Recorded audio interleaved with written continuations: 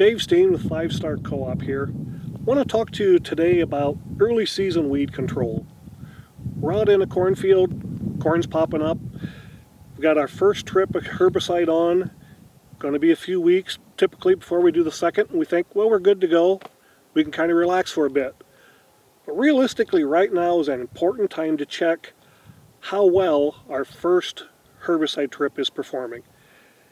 This year is probably even more important. Rainfall has been limited and scattered at best.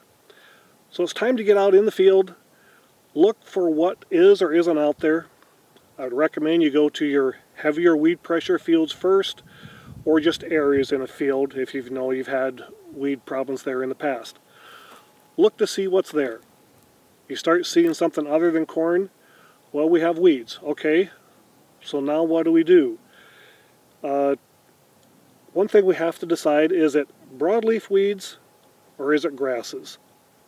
That could depend, or really depends on what you put down on your first trip.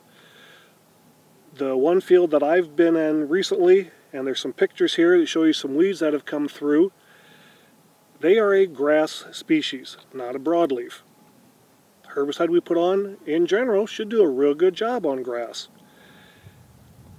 So then you have to go one step further. With these pictures you'll see there's a large seed attached to the weed, which tells me this is woolly cupgrass in this field. That's not one we would expect to get controlled with the program we put on. But now we have to evaluate, when do we make the next trip, and do we change the planned chemical program for that trip? Those are all the things that go in to your decision and why it's important for early season weed control.